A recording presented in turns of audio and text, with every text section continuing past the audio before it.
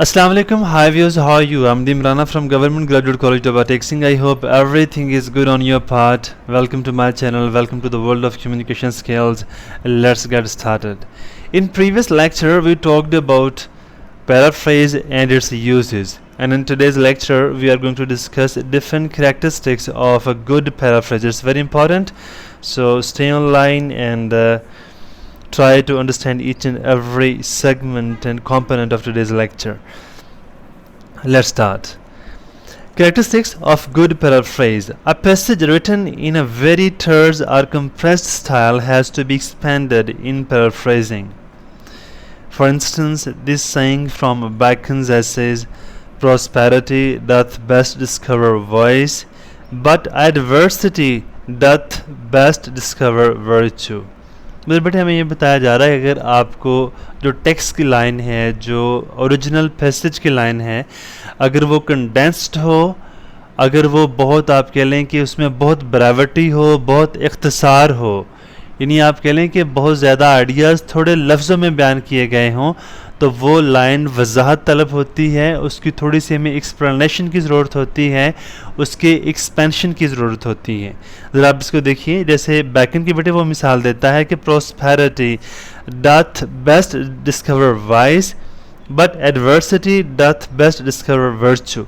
अब देखिए ना, इसमें प्रोस्पेरिटी की वजह से कहता है कि वो वॉइस डिस्कवर होती है, और अगर जो मुश्किल हालात हों, एडवर्सिटी सफरिंग्स को, मुश्किल हालात को कहते हैं, तो उसके नतीजे में क्या होता है, तो नेकियां दरियाफ्त होती हैं. ये इसका मतलब बेटे लिटरल मीनिंग जो अगर मैं वर्ड मीनिंग देखूं लाइन के एतबार से, तो यही मतलब इसका लिटरल मीनिंग बनता है. इसके बेटे अब मतलब ज़रूरत ये है, अगर इसको हम डिस्कवर करें, थोड़ा सा इसको हम एक्सपैंड करें, इसको हम इंटरप्रेट करें, तो ज़रा देखिए कि जब बंदा प्रॉस्पेरिटी में होता है तो बेटे तब वो क्या होता है कि आपकी जो क्रिएटिव प्रोसेस है, जो आपके अंदर एक आप कह लें कि मोटिवेशन होती है, जो आपके अंदर इंस्पिरेशन होती है, वो ज़रा मध्यम पड़ जाती है, यानी आप सुस्त हो जाते हैं. अगर पहले बड़े आप एक ऐसे घराने में बेटे पैदा हुए, या आप you belong to a well to do family, या आपके जो मतलब जो इंसेस्टर्स हैं, जो आपके पेरेंट्स हैं, फॉर फादर्स हैं, वो डीप पॉकेटेड हैं, वो कैपिटलिस्ट हैं, फाइन, वो फिडल्स हैं, जागीरदार हैं, राइट. तो बेटे ऐसे माहौल में फिर यूँ होता है कि आप बहुत ज़्यादा मेहनती नहीं होते हैं, तो ऐसे माहौल में वॉइसेस जो है होती हैं, बुराइयाँ वो ज़्यादा जन्म लेती हैं. इसी तरह but adversity doth best discover virtue. लेकिन जब मुश्किल हालात होते हैं, जब थोड़ा सा आजमाइश का वक्त होता है, मुश्किल वक्त होता है, ट्रायल का, टेस्ट का पीरियड होता है, तो तब क्या होता है, फिर आप ज़्यादा मेहनत करते हैं, फिर आप ज़्यादा चाहते हैं कि आप मेहनत करिए, ज़्यादा जो आपका क्रिएटिव आपका सेल्फ है वो एट वर्क होता है. फाइन, मतलब आप ज़्यादा मतलब प्रोडक्टिव टाइम गुजारते हैं. तो बेटे इसके आप ज़रा पैराफ्रेजिंग देखिए. When a man is prosperous there is more chance of his bad qualities coming to light. जैसे बेटे आप देख रहे हैं कि जितने भी ये आप कह लें कि कैपिटलिस्ट हैं, सरमायादार हैं, या जिनके बहुत पैसे के रेल पेला घर के अंदर, जिन पे हुन बरस रहा है, तो वो क्या करते हैं, उनकी जो औलाद है, वो जो लोग हैं, वो ज़्यादा करप्ट होते हैं. Fine, but when he is unfortunate or in trouble, जब उस पर मुश्किल का वक्त आता है, थोड़ी सी तंग दस्ती होती है, तो फिर क्या होता है, his good qualities are more likely to show themselves. Definitely बंदा फिर क्या हो जाता है, फिर थोड़ा आप मेहनती होते हैं, फिर आपकी जो गुड क्वालिटीज़ होती हैं वो सरफेस पे आती हैं. फाइन, फिर आप ज़्यादा प्रोडक्टिव हो जाते हैं, ज़्यादा कंस्ट्रक्टिव हो जाते हैं, फिर आपकी सोच, आपके जो एक्शंस हैं वो ज़्यादा तामीरी हो जाते हैं. अब इसकी बेटे सेकंड ज़रा देखें, फुलनेस. अब बेटे फुल जब आपने पैराफ्रेजिंग करनी होती है, तो आपकी जितनी भी लाइंस दी गई हैं, तो कोई भी पार्ट उसका आपने ओमिट नहीं करना. मतलब ऐसा ना हो कि कोई पार्ट आपके ओरिजिनल पैसेज का वो अनआंसर्ड हो, वो अनरिप्रेजेंटेड हो, उसको आप इंटरप्रेट ना कर पाएँ. यानी मकसद बेटे ये है कि आपके ओरिजिनल पैसेज की हर लाइन, हर पार्ट उसने क्या होना चाहिए, उसको आपने एक्सप्लेन करना है. पैराफ्रेजिंग डिफर्स फ्रॉम समराइजिंग और precis writing in as much as paraphrase must produce not only the substance or general meaning but also the details of the passage. मतलब बेटे जितनी डिटेल है, जितनी डिटेल पैसेज में दी गई है, वो सारे की सारी आपने اپنے پیرافریزنگ میں شو کرنی ہے. Nothing in the original should be left unpresented in the paraphrase. جو original passage ہے اس کا کوئی بھی حصہ بیٹے وہ آپ نے ایسے untouched, unanswerable نہیں چھوڑنا, right? unanswered نہیں چھوڑنا. It is therefore a full reproduction. The difference between a summary and a paraphrase may be illustrated by giving both of the following verse. اب ذرا بیٹے ایک ذرا لائن ہے اس کو ذرا دیکھیے. The glories of our blood and state are shadows, not substantial things. That lays his icy hand on kings, scepter and crown must tumble down, and in the dust be equal made with a poor crooked scythe and spade. اب دیکھیں بیٹے کچھ vocabulary مشکل بھی ہے, کچھ مطلب تھوڑا بہت سمجھ بھی اندر آتی ہے. ڈیتھ کی بات ہے کہ وہ بادشاہوں کو بھی آ لیتی ہے, جو غریب لوگ ہوتے ہیں جو اس کی رعایا ہوتی ہے ان کو بھی وہ مطلب آ لیتی ہے. فائن. اور پھر جو ڈسٹ ہوتی ہے وہ ایکول میڈ, جو مطلب death is a great leveller, ایک ہی جیسی بیٹے زمین ملتی ہے سب کو دفن ہونے کے لیے, تو سب برابر ہو جاتے ہیں وہاں پہ. تو اس کی سمری ذرا دیکھیں. High birth and rank are nothing. High birth and rank are nothing, کہ جو مطلب ہائی رینک ہیں یا آپ کی ہائی برتھ ہے, کسی بڑے قبیلے میں آپ کی پیدائش ہوئی ہے, تو بیٹے کہتے ہیں اس کی کوئی اوقات نہیں ہے. For in that which claims all peasants are equal with Kings. جو کسان ہیں مزارے ہوتے ہیں وہ بادشاہوں کے برابر ہو جاتے ہیں مرنے کے بعد. ٹھیک ہے, یہ بیٹے سمری ہے. اب اس میں دیکھیں اتنی لینتھی مطلب کافی سارا ہم نے پڑھا پر, تو یہ پیرافریز اور سمری میں ڈفرنس ہم دیکھ رہے ہیں. پیرافریز میں کیا ہوگا؟ nobility of birth and exalted rank of which men so proudly boast are mere illusions and quickly pass away. یعنی کہتے ہیں بیٹے وہ جو ہماری جو بلونگنگز ہوتی ہے, جو ہمارا لینج ہوتا ہے, جو ہمارا حسب نسب ہوتا ہے, فائن, اس کا حشر نشر ہو جاتا ہے موت کے بعد. مطلب بیٹے یہی کہ جو ہم اتراتے ہیں بڑی رونت ہمیں آ جاتی ہے, بڑی فرعونیت ہم نے آ جاتی ہے, ہم بڑا سویل کر جاتے ہیں, بڑا تفاخر محسوس کرتے ہیں اپنی کاسٹ پہ, اپنے قبیلے پہ, اپنی ذات پہ. فائن. تو وہ کہتا ہے وہ کچھ بھی نہیں ہوتا, لوگ اس کے بارے میں یہ محض بڑا مطلب بوسٹ کرتے ہیں. فائن. بڑا پراؤڈلی بتاتے ہیں, یہ محض کہتا ہے ایلوژنز ہیں, یہ دھوکہ ہے, اور یہ جلدی سے کیا ہو جاتا ہے, وہ پاس اوے ہو جاتا ہے. They cannot protect their proud possessors from the common fate of all mankind, death. Even kings, like the meanest of their subjects, must die, and in the grave the poor peasant is equal with the haughty monarch. مطلب بیٹے وہ یہ کہتا ہے کہ جو اس کی سب سے گھٹیا, جو سب سے نچلا درجہ ہو بادشاہ کی رعایا کا, وہ بھی اور بادشاہ بھی مرنے کے بعد سب کی ایک ہی جیسا کانٹیکس ہو جاتا ہے. تو اس پہ اترانے کی کوئی وجہ نہیں بنتی. مطلب there should be no reason to feel proud, right, in being sublime, in being prior to others. Fine. Next بیٹے دیکھتے ہیں. While noting in the original is to be unpresented, in the paraphrase nothing is to be added to it. To insert ideas or illustrations of your own is not allowed. مطلب بیٹے بتایا یہ جا رہا ہے کہ جب آپ نے پیرافریزنگ کرنی ہے تو اس میں آپ نے کچھ نہ ایڈ کرنا, نہ اس میں سے کچھ نکالنا ہے. The paraphrase must be the truth, the whole truth and nothing but the truth. یعنی جو بیٹے جو لائن, جو کانسیپٹ آپ کی مطلب اوریجنل پیسج میں دیا وہی آپ نے پیرافریز میں دینا ہوتا ہے, کوئی اس میں کمی بیشی نہیں کرنی ہوتی. We should endeavor to maintain the tone of the original passage, whether that be grave or gay, elevated or not. وہ بڑی مطلب افسردہ ہو ٹون اوریجنل پیسج کی, چاہے بڑی اس میں دلکشی ہو, رائٹ, بڑا خوش رنگ ہو, فائن, یا وہ ایلیویٹڈ بڑی سبلائم ہو یا نہ ہو, تو وہی بیٹے آپ نے ریفلیکشن جو اپنی پیرافریزنگ میں دینی ہے. نیکسٹ کانسیپٹ دیکھیے, ہولنس. اب جو نیکسٹ بیٹے ہمارا کانسیپٹ ہے ہولنس کا, اب اس میں ہم نے کیا کرنا ہوتا ہے کہ ہم نے اوور آل جو آئیڈیا ہے وہ سارے کا سارا ہم نے ریفلیکٹ کرنا ہوتا ہے اپنی پیرافریز میں. یعنی ہولنس سے مراد یہ ہے کہ ایک پراپر میننگ, ایک سینٹرل آئیڈیا, ایک تھیم, ایک کرکس, سمجھ رہے ہیں بات, کوئی بیٹے اس کا جو جسٹ ہے, جو ایسنس ہے, جو اسپرٹ ہے, جو تھمیٹیکل اس کے جو آپ کہہ لیں کہ پروڈکٹ ہے, جو آپ نے جو اٹین کیا, جو گین کیا, اوریجنل پیسج میں وہ آپ نے وہاں ریفلیکٹ کرنا ہے، یعنی ہولنس ہو، وہ ایک فریگمنٹ سا نہ ہو، کوئی ادھوری سی بات نہ ہو. جیسی جامع بات اوریجنل پیسج میں ہے وہی بات آپ نے اپنی پیرافریز میں کرنی ہے. اب ذرا اس کی وضاحت دیکھیے. In paraphrasing, the passage to be paraphrased must be treated as a whole. The practice of taking the original line by line or sentence by sentence and simply turning these into different words is not paraphrasing at all. اگر آپ بیٹے line by line لفظ by لفظ آپ لے کے چل رہے ہیں نا پیرافریزنگ میں، تو وہ کسی کام کا بھی نہیں ہوگا. وہ مطلب آپ سارا شیٹر کر دیں گے کانسیپٹ کو، میننگ کو. تو آپ نے کیا کرنا ہوتا ہے، اس میں ہولنس آپ نے ایکسٹریکٹ کرنی ہے کہ مطلب کیا بنتا ہے. مطلب بھی سارا ہر پارٹ جیسے آپ نے فلنس میں پڑھا. Fine. Until the passage is grasped as a whole, no attempt should be made to paraphrase it. جب تک بیٹے ہمیں سمجھ نہ آئے کہ اوریجنل پیسج میں کیا لکھا ہوا ہے، تب تک ہمیں پیرافریز سٹارٹ نہیں کرنا چاہیے. سمجھ گئی بات؟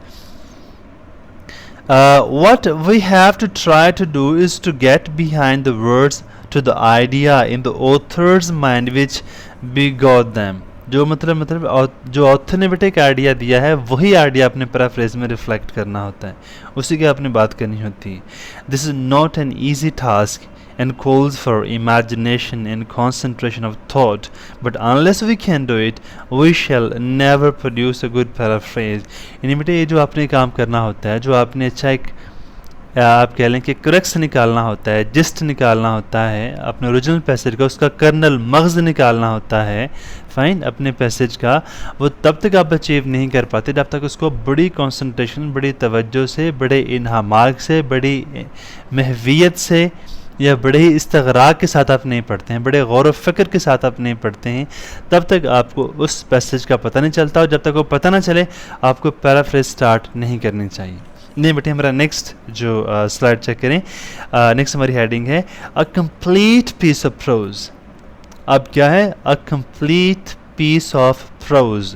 اس کے اندر بیٹے کیا ہوتا ہے کہ وہ آپ دیکھیں کہ ایک الگ سے انڈیپینڈنٹ تھاٹ ہو، یعنی آپ کو جو آپ نے پیرافریزنگ کر دی ہے بیٹے، پیرافریزنگ کو سمجھنے کے لیے آپ کو پیسج کی طرف نہ دیکھنا پڑے، یعنی آپ کی وہ ہولی سولی کمپلیٹ جامع بیٹے ایک تحریر ہو. آپ کو اس کو پڑھ کے آپ کو سیٹسفیکشن ہونی چاہیے، آپ کے اندر گریٹیفیکیشن آنی چاہیے، آپ کے اندر طمانیت آنی چاہیے کہ آپ کو آسان طریقے سے، اچھے طریقے سے ایک آپ کو کمپلیٹ تھاٹ ملا ہے پیرافریز کی فارم میں جو آپ نے پیرافریزنگ کی ہوتی ہے. میرے خیال آپ کو سمجھ آ گئی. اس کی بیٹا ذرا ڈیٹیل ہم چیک کرتے ہیں.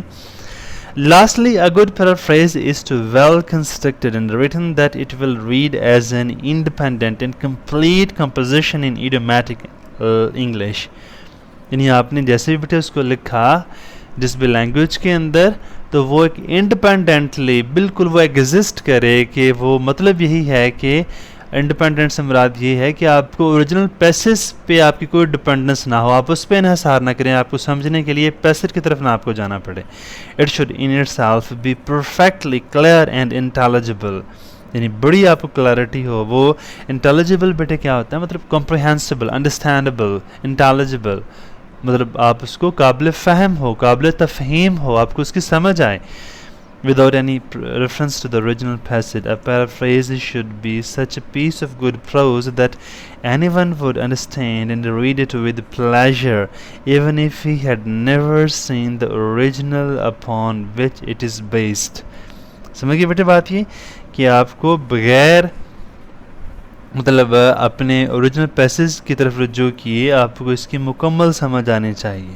فائن. اور یہ بڑی پلیجر دے، یعنی پلیجر سے مراد بیٹے یہ ہے جب ہم کسی تحریر کو پڑھتے ہیں، جب آپ کو اس کی سمجھ آتی ہے تو آپ کو جو پلیجر ملتی ہے، تو پیرافریز کو مل کے آپ کو وہ پلیجر ملنی چاہیے. لیکن نیکسٹ دیکھیے. To be successful in paraphrasing it's necessary to keep these 4 points always in mind, for if they are forgotten, the mere changing of the words and constructions of a passage will not make a real paraphrase. If your paraphrase is not faithful production of the original passage into your own words, if it doesn't produce all the details, omitting nothing, if it doesn't produce the passage as a whole, and if it's not self-contained composition, intelligible without reference to the original, then your paraphrase is a failure. तो बेटा जो आपने ये सारी summary सी है कि अगर आपको पैसे की तरफ रजू करना पड़े, अगर वो सेल्फ कंटेंट ना हो, यानी इंडिपेंडेंटली वो एग्जिस्ट ना कर पाए, तो वो आपकी जो पैराफ्रेज है वो फेलियर है, वो आपकी एक अच्छी पैराफ्रेजिंग नहीं है. I think you got it right. अब बेटा नेक्स्ट देखते हैं हम पैराफ्रेजिंग टेक्निक्स क्या हैं, how to paraphrase. One by one इसको डिस्कस करते हैं. The following instructions may prove useful in paraphrasing. Number 1. Read the original again and again until the sense and implication of the passage are clearly understood. Paraphrasing takes time. It cannot be done hastily. Meditate on the passage till you feel sure that you comprehend the sense not merely of a separate words but of the passage as a whole and of each part. यानी आपने बेटे बार बार पढ़ना है जब तक आपको clearly, बड़ा categorically, candidly, transparently आपके माइंड पे इमेज नहीं बन जाती कि पैसेज में क्या लिखा है, तब तक आपने उसको पैराफ्रेज करना स्टार्ट नहीं करना.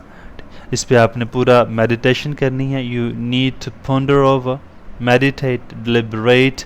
उस पर आपने तदब्बुर, तफक्कुर पूरा करना है. पूरी सोच विचार के बाद आपने शुरू करना है. सेकंड नंबर देखिए, make an outline summary of the passage, making of the leading thoughts and the subordinate ones. सभी thought मतलब इसके बेटे apparent जो leading thoughts कौन से हैं और subordinate thoughts कौन से हैं, सब की आपने एक summary से अपने ज़हन में बिठा लेनी है. Number 3, express freely in your own words the thoughts outlined using as few phrases and sentences of the original as possible. The language should give an impression of the freshness and should not be an echo of the original. उधर बेटे आप अपने जहन में रखिए कि जो आपने कुछ फ्रेजेस, कुछ लाइन जो ओरिजिनल पैसेज की हैं, लेकिन जब आपने पैराफ्रेज करनी है उसमें सारी की सारी एक फ्रेशनेस आपको महसूस होगी कि नई तहरीर है, इसमें एक नया डिक्शन है, नई लैंग्वेज है. ठीक है, तो उसमें आपके पैसेज को वो एकाउ नहीं करना चाहिए, उसकी गूंज, उसकी झलक, उसकी रिफ्लेक्शन आपको वहाँ पर नज़र नहीं आनी चाहिए. I think you got it. Next move on. Try to bring out the full force of the figures of speech if there are any, and of the poetic language. Try to also to convey the emotion or feelings. जैसा बेटे passage के अंदर कोई literary device use हुआ, कोई poetic मतलब अगर उसके अंदर आपने जो पैराफ्रेज लिखा है, कोई पोइटिक लैंग्वेज वहाँ पे यूज़ हुई है, तो सारी की सारी आपने उसकी जो अंडरस्टैंडिंग है अपनी पैराफ्रेजिंग में देनी है. राइट, कोई फीलिंग्स है, इमोशंस हैं, उसकी भी रिफ्लेक्शन आपकी पैराफ्रेजिंग में होनी चाहिए. Number 5, do not leave out any thought और इमेजरी और इम्प्लीकेशन ऑफ द ओरिजिनल. कुछ भी नहीं छोड़ना, हर ख्याल को आपने, हर इमेज को आपने बयान करना है. Number 6, do not introduce any thought not express are implied in the original. कोई अपनी तरफ से बेटे कुछ ऐड नहीं करना, कुछ अंदर से आपने मिनहा नहीं करना, कुछ आपने उसमें अब सब्सट्रैक्ट नहीं करना, कुछ निकालना नहीं है. Number 7, if the origin is very condensed the thought may be present in such a manner as to make the ideas clear. अगर पैसेज बहुत कंडेंस है, जैसे बेटे हमने अभी मिसाल ली, राइट, प्रॉस्पेरिटी और एडवर्सिटी वाली जो बैकन का एक हमने कोटेशन देखी, तो इसको आपको वजाहत करने की ज़रूरत पड़ेगी. इसको आपने थोड़ा सा इतना क्लियर करना है, इतना कि वो लेंथी हो कि उसका मीनिंग क्लियर हो जाए. Carefully examine the work done to see if any idea or figure has been misunderstood or omitted, and make sure that the language uses your own. Then rewrite the work done, keeping in mind that the paraphrase must conform to all the rules of good composition. उधर बेटे आपने सब कुछ देखना है, कौन से figures of speech अंदर यूज़ हुई है. फिगर्स ऑफ स्पीच आपको पता है बेटे, इतनी जो आप अपनी लैंग्वेज को ज़रा खूबसूरत बनाने के लिए, उसकी अपील में इजाफा करने के लिए आप लिटरेरी डिवाइसेस का यूज़ करते हैं, तो उसे हम फिगर्स ऑफ स्पीच कहते हैं. अगर उसमें कुछ और मतलब कोई एक्सप्रेशन है, उसकी आपने वजाहत करनी है. फाइन, और आपने जब अपनी लैंग्वेज बाद में अपनी यूज़ करनी है, उसको आपने रीराइट करना है. फाइन, और अच्छी जो कॉम्पोजिशन होती है ग्रामेटिकली और डिक्शन के एतबार से, वोकेबलरी के एतबार से, वो बहुत ही मतलब फिट एक स्टेटमेंट हो, एक तहरीर हो. Fine, let's move on. Number 9, avoid making any reference of any kind to the author of the passage when even if you happen to know who it is.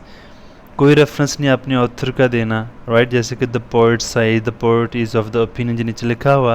never begin your paraphrase with such words that the poet says or the poet tells us, the poet is of the opinion, you have nothing to do with the poet. یعنی بیٹے آپ نے paraphrase کرتے ہوئے جیسے آپ explanation میں کرتے ہیں، پیرافریزنگ میں ایسا ہرگز نہیں کرنا آپ نے کہ آپ پوئٹ کا کسی آتھر کا اندر حوالہ دے رہے ہوں، ایسا کچھ نہیں لکھنا آپ نے پیرافریزنگ کرتے ہوئے. The passage must be paraphrased as a whole. It's often fatal to attempt to paraphrase word by word or line by line. Avoid making your paraphrase a mere literal translation. A paraphrase means something more than just word substitution.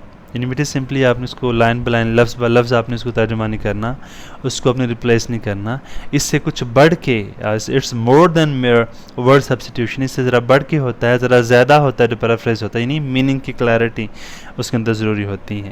11 دیکھیے، avoid all comments اور criticism of the original.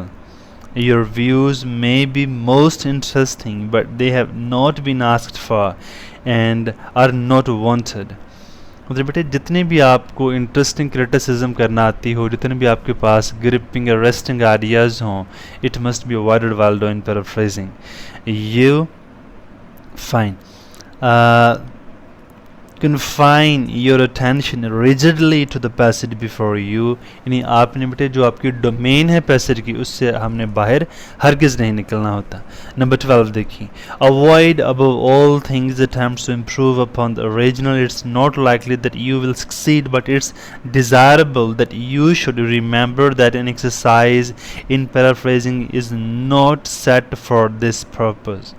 Fine, ان تمام چیزوں کو آپ نے avoid کرنا ہے، fine, جو ہم نے اوپر چیزیں بیان کی گئی ہیں، فائن. اور آپ نے بیٹے کیا کرنا ہے کہ جتنا بھی مطلب یہ رولز ہیں، you should keep in mind while doing paraphrasing. In conclusion, remember that your paraphrase should be readable piece of prose, intelligible even to those who have not seen the original. کسی نے original نہ بھی دیکھا ہو، اس کو بھی اس کو independently, جیسے ہم نے کہا نا کہ وہ ہولنس ہو، اس کے اندر وہ فلنس ہو، فائن. تو اس کا مطلب یہی ہے کہ کوئی اگر الگ سے پڑھتا ہے پیسج کو دیکھے بغیر، اس کو بھی پوری سمجھ آنی چاہیے، fine. A paraphrase is good test of your capacity to understand clearly the meaning of the passage and to express that meaning in an other form in your own words. Right, یہ بیٹے آپ نے اپنے لفظوں میں آپ کی capacity کو ہم نے دیکھنا کہ آپ کا ڈکشن، آپ کی گرامر، آپ کی کمپریہنشن، آپ کی سمجھ بوجھ، آپ کی دانش جو ہے، آپ کی جو آپ کا ادراک ہے، جو آپ کی فہم و تفہیم ہے، یہ کہاں تک ہے، آپ کو کتنی سمجھ آتی ہے پیسج کی. یہ سب کا ٹیسٹ ہوتا ہے جب آپ نے پیرافریزنگ کرنا ہوتی ہے. That's all about today's lecture. I think you got every bit of today's concept. Fine. Inshallah, in the next lecture we will discuss different examples of paraphrasing. Inshallah, see you in the next lecture. Stay blessed. Keep remembering me in your prayers. Till the next lecture. Allah Hafiz. Okay, see you in the next lecture. Till then, Allah Hafiz.